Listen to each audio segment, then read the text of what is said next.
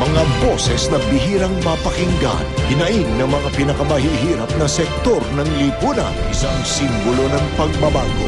Dalay pakiusap sa mga bobot. Biyaheng totoo. Dinagat Island sa Mindanao ang pinakabatang probinsya sa buong Pilipinas.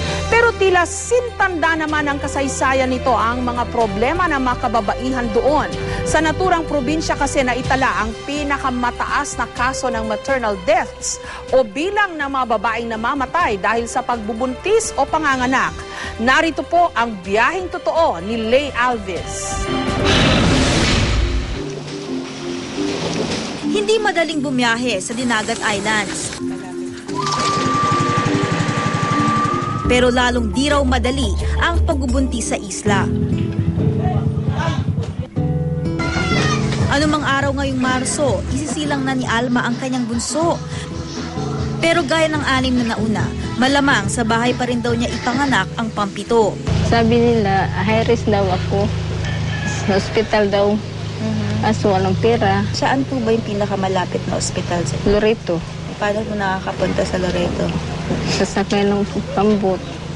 Walang pera na hindi makapunta doon. Minsan na kasing namatayan ng anak si Alma. Dito lang maampat ang kanyang pangamba. Nahirapan. Hanggang ngayon, walang pera. Pero makahanap man ng pera pampa-ospital,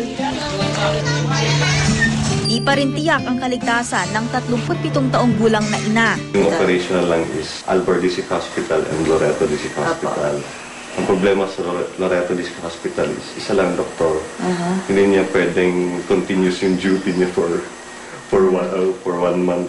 Kailangan din niya mag-rest. Kaya may time na walang doktor din doon. Sa buong Dinagat Islands, 6 lang ang doktor ng gobyerno. Kaya bawat isa sa kanila, kung tutuusin nakatoka sa mahigit 18,000 pasyente, na dapat sana'y hindi lalampas ng 1,000. Kung kaya't marami pa ring ina ang nanganganak sa sariling sikap, kung di man sa tulong ng manghihilot. Kung kaya't ito ang probinsyang may pinakamataas na porsyento ng mga inang namamatay sa panganganak.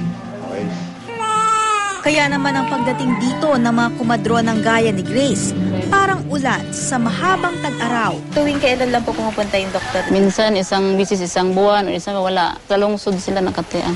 Nurse. Wala rin. Sabi niyo po kanina ayaw mag-destino dito ng mga doktor, mga nurse. Mahirap kasi ma'am kasi malayo. Gaya ni Alma, problema rin ng maraming ina sa buong bansa ang kawalan ng ospital at mga health professional. 4 sa kada 10 buntis nanganganak pa rin sa tulong ng tradisyonal na hilot. 6 sa 10 sa mga bahay pa rin nagsisilang. Ang Pilipinas tuloy, 74 pa rin sa mga may pinakamataas na maternal mortality rate sa buong mundo.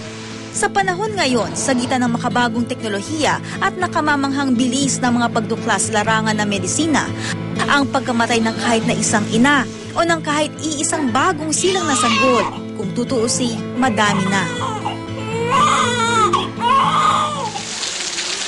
Kaya marahil sa mga ganitong dahilan, nananatiling isa sa mga pinakakawawang sektor ang mga kababaihan sa ating lipunan.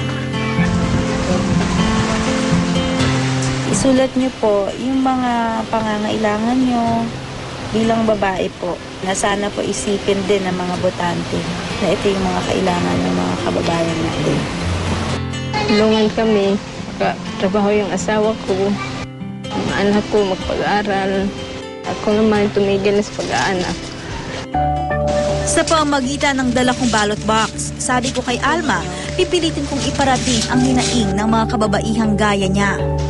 Pero si Alma, bumuboto hindi lamang para sa kanyang kapakanan, kundi lalo na para sa kinabukasan ng kanyang isisilang na bata.